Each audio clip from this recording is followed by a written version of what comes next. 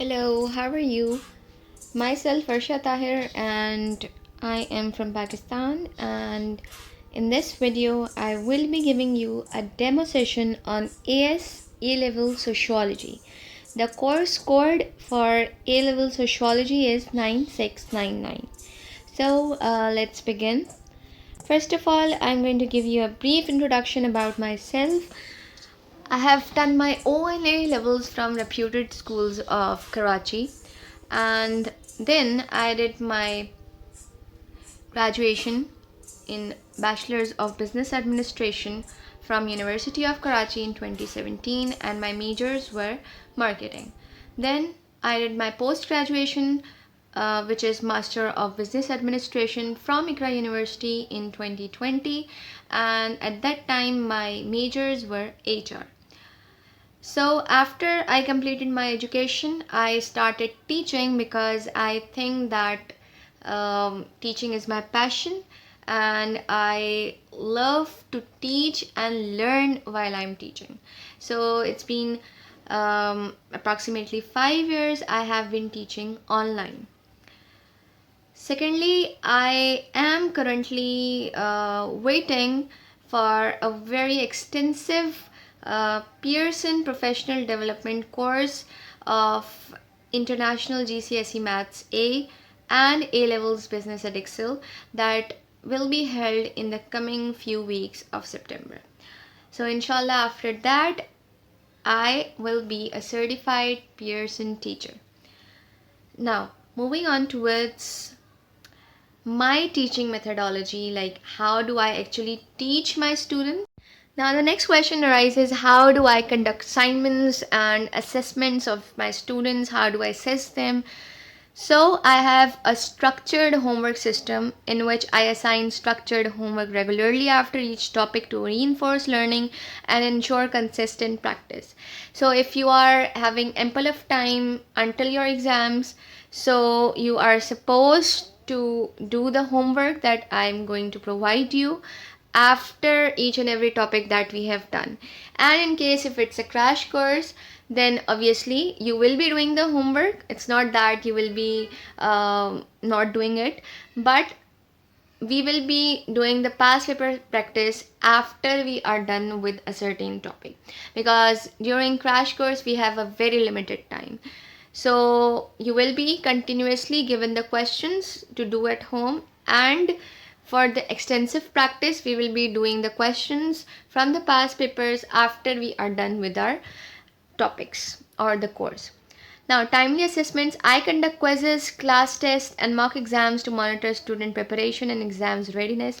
Obviously, it's very important that I conduct assignments, I conduct tests and mocks for the students as well, because this is how I measure the performance of the students. And obviously, I shall be having a monthly parents teacher meeting in which the performance of the students will be discussed with the parents as well.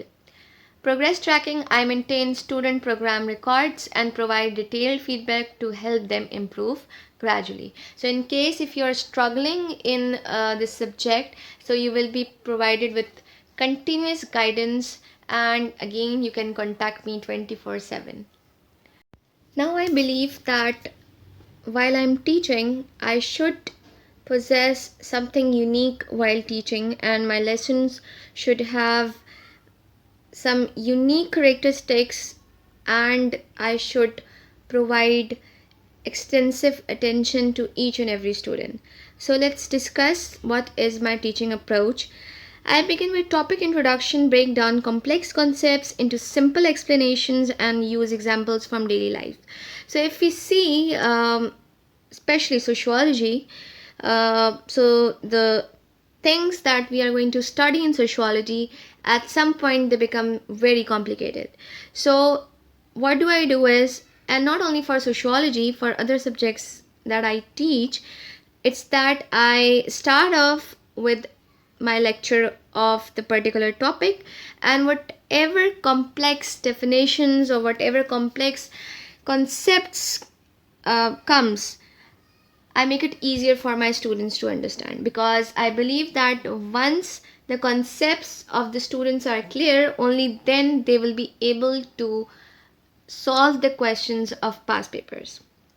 Further, I try to bring reality in my lectures by linking the content of the course with daily life examples so that the students will be able to understand in a much easier way. Secondly, strong focus on concept clarity, past paper practice, and interactive learning.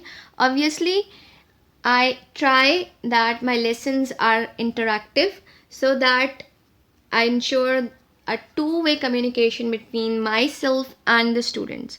And once we are done with the topic, we move on towards the past papers. If we have ample of time for our exams, after completion of a topic, I go towards topical past papers. In case if we are having a crash course, then obviously we are short of time. So we will directly finish the topics first, and then we are going to move towards the yearly past papers, and we will do an extensive practice of those yearly past papers. Secondly, teaching features. Classes are fully remote, so my classes are conducted online, and you can access to my classes by just a click away. Further, my teaching is interactive, encouraging students to ask questions, participate in discussions, and apply concepts through practice. Obviously, if I have just a one-way communication in which only I am teaching and the student is not replying me, or if the student is not engaging with me in the lecture, then it's not a good approach. It's not wise. So I prefer that my lectures are based on a two-way communication. If I am speaking, I encourage my students to speak as well, so that I get to know whether they are understanding the concepts clearly or not. And in case of any confusion or queries, they are open to ask me any sort of questions. Further, I offer customized learning, and my lessons are tailored according to the specific needs of the students. My guidance is not only limited to online lessons. You can contact me whenever you want. I am having a 24/7 support via WhatsApp as well. Now, after I have told you each and everything about my teaching methodology, let's move towards the next slide, in which now I'm going to explain you in detail what is actually AS and A-level sociology. So over here I am going to discuss firstly the subject contents that you will be studying. So at your AS level, you will be having two papers. Paper 1 is basically consisting of two main chapters. One is socialization and identity. This is one whole unit, and the other unit is methods of research. So your paper 1 is comprised of two main units. Now for AS level, your paper 2 consists of one whole unit, that is the family. Now this is all from AS level, in which you will be studying the contents of these three units. You will be preparing for the past papers. Now for the A2 level, you are having two papers, that is P3. The unit that you will be studying is education. And for P4, you have three choices. Either you can study globalization, either you can study the chapter media, or you can study religion. So from these three units, you will be having a choice to leave out any one unit. Okay, getting my point? So in your A2 level, P3 is a compulsory unit, that is education. However, in P4, you can pick up any two units and leave out one. Okay, so this is how the subject content is being divided in different components of your A levels. Now let's discuss paper 1 description in detail. So as I've already told you that in your paper 1 you have two different units. First is socialization and the creation of social identity. So what you will be studying over here is how do you understand the process of learning and what actually is socialization. Second thing is social control, conformity, and resistance. Now, how your behavior is being controlled by various agencies in the society, how individuals are forced to conform to various rules and regulations, and what are the punishments for those who do not conform to these rules. Third is social identity and change. What is your identity? What do you feel about yourself? And what are the factors that influences your identity? So this is all what you will be studying in your unit of socialization and the creation of social identity. So obviously it's a very extensive unit. You will be studying theories of different sociologists, and obviously whenever you are attempting the past paper questions, you will be referring those theories in your answers. Now the second unit for paper 1 is methods of research. For instance, what are the different sociologists and what are the different methods that they use to research the society? What are the different kinds of data? How do we actually collect that data? How do you design a research process? So this is all what you will be studying. Second is different sociologist theories and how do they actually view the society. This is what you will be studying. Then what are the different issues that the researchers face while they are studying the society.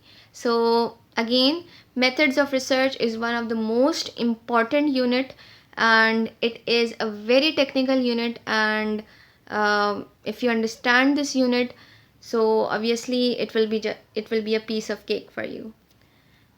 Now for paper 2, the unit is the family. So you will be studying theories of the family and social change. What is actually the role of family? Obviously in this unit, I will be giving you examples from your surroundings so that you can understand the chapter very well. Further, what are the different family structures that exist in the society? How do family actually influence a person's behavior? Further, you will be studying family roles and changing relationships, gender equality and experiences of family life, age and family life. So obviously in the next sub part, what you will be studying is how family is changing, what is the dark side of the family, is family at a decline, what are the different types of family structures that are prevailing and they are influencing the typical family. So this is all what we'll be studying in paper 2 unit of family. Now paper 3 is basically the education, and this is also a compulsory unit that you need to study. So you will be studying different theories that will be explaining what is the role of education in the society. If you acquire education, how do you achieve a better status in the society? Further, what are the different types of curriculums that the schools are enforcing and the students are supposed to study?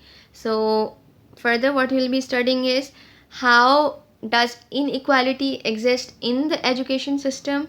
How does various factors such as intelligence of a student help him to achieve better in education? How does class influence a person's position at school?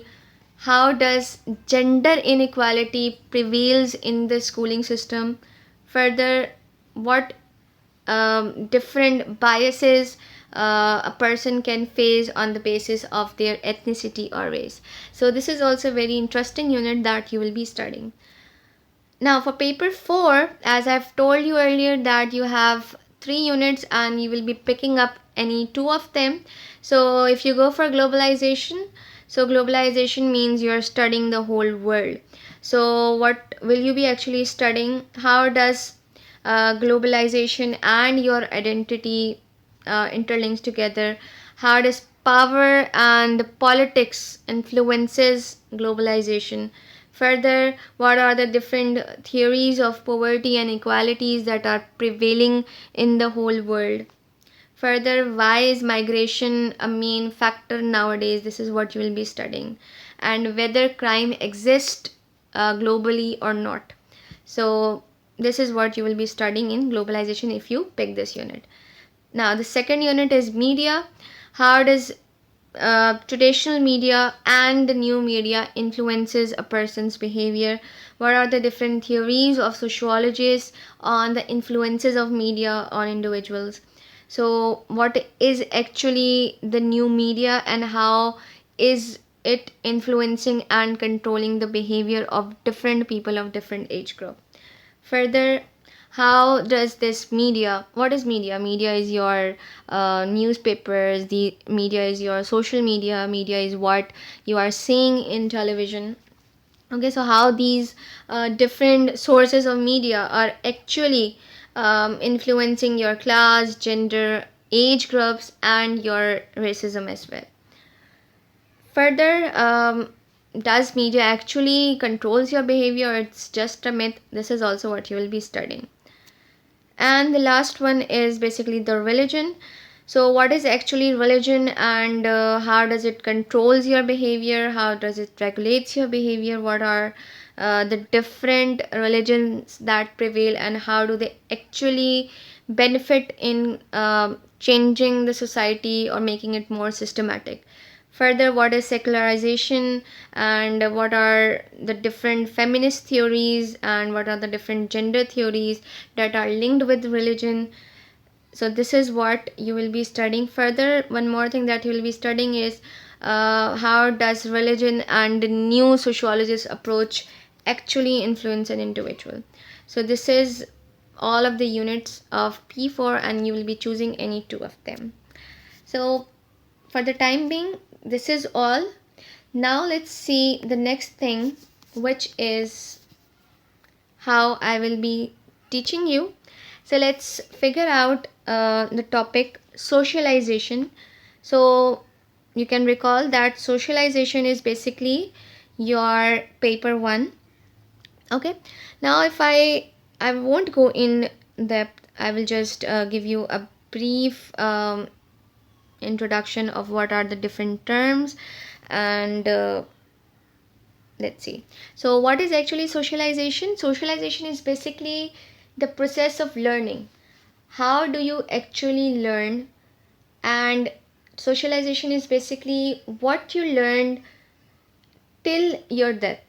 Obviously, when you are born, okay, so your learning starts from that point, and it continues throughout your life until your death. So this is what socialization. And what are you actually being taught?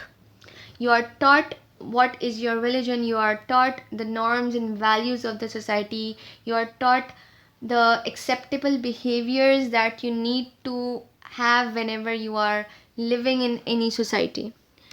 Further, what language you speak, what language you understand, what are your roles, what are your different roles as a parent, what are your different roles as a teacher, as a daughter, or as a son. Further, how do you actually develop your identity? Okay, and what are the factors that actually influence your behavior, and how do you learn each and everything? So this is what is socialization, and it's a very extensive process, and it's carried out throughout your life. Now, there are two types of socialization. One is primary socialization and the other is secondary socialization. Primary means the first most important type of socialization. Secondary is the other one. Now, what is primary socialization? For instance, when a person is born, when a child is born, okay, so he is not sent to school. Okay, he spent his initial few years at home. So the initial few years that the child is spending at home is when the family is basically influencing his behavior. It's the family who is teaching him the norms and values. So the initial years of a child with his family is basically primary socialization. So the primary years of a child's life is the main years. Okay, so it's not that child does not learn anything else like once he gets older. Primary socialization carries out throughout the life, because at different points of a person, he is being taught by either his mother, either his father, or anybody else from his relatives. But the initial years of an individual is considered the most important years of his life, and primary socialization is actually influencing those years. Now, the second is your secondary socialization. Now, what is secondary socialization? All of the teachings that is taken place after the family is basically your secondary socialization. Whether it's in the form of a child going to school, whatever he is learning at school, whatever he is learning from his friends. So each and everything that a person learned apart from his family is secondary socialization. Now, if we explore the different agencies of socialization, we get to know that first agency of socialization is basically the family. That is basically considered as the primary agency of socialization, because once a child is born, he is firstly interacting with his parents, his siblings, or any other members of his family. So how do those people influence the behavior of the child is basically the primary agency of socialization. Now, peers, your friends, these are the secondary agency of socialization, because obviously once you get older, you become friends with each other. So how do your friends influence your behavior is secondary agency of socialization. Now, further, once a child grows further, okay, he gets older, he is admitted in school. So whatever he learns at school through the education system, this is the secondary socialization. So basically what he is learning the curriculum of the school, he is learning ethics, the different acceptable ways to behave. So this is the secondary agency of socialization. Now the third the third agency is the media. Now media is also the secondary agency of socialization. How does media affects the behavior of the individuals at different stages of his life? Then you have the religion. Obviously, being Muslims, we follow Islam. So how does Islam influences our behavior? How Islam expects the Muslim to behave? And it also applies to other religions as well, the things that are prohibited, the things that the people can do, and how their behavior is being controlled. So religion is also the secondary agency of socialization. So I hope we will keep this till here, because the other things includes the different theories of socialization. Now let's check out family. Now, what is a family? Family is basically again a primary institution. It has various functions in which the family main purpose is reproduction for the future generation. Family is supposed to provide care, moral support, financial support to its members. Okay, and again, being a primary agency of socialization, a family is considered to control individuals' behavior and to teach them the acceptable values of the society. Now, there are obviously different structures of a family that are existing in the society. So nowadays the most common family structure is single parent families, because we see there are a lot of women who are single parent. They are upbringing their children being a single parent. So this thing is a growing family structure in our current society. Now, different theories of single parent family we will be studying. The other thing is extended family. Extended family includes all of your relatives. For instance, your relatives or any close family members that you are living with, these are part of extended family. How do extended family influences a person's behavior? This is also what we will be studying. Now, the nuclear family is one of the typical family structure in which we have a husband, wife, and children. So is nuclear family at a decline, or is nuclear family still important in this new era? So this is also a debate that we will be studying. Now, blended family, we can say that, for instance, it includes a reconstituted family in which a person remarries to some other spouse, and so this is called a blended family. Now, whether these kinds of family are becoming increasingly important or not, how is cohabitation in which a person is living with each other without marriage, is this thing getting very common or not? So this is what we will be studying with the help of different theories. Same-sex families, for instance, these are usually common in Western world. So how does they influence the different people? So this is all what we will be studying in this unit. And further, what we will be studying is the different characteristics of each and every family structure. We will be studying it in detail along with the different sociological theories. Okay, this is all from my side.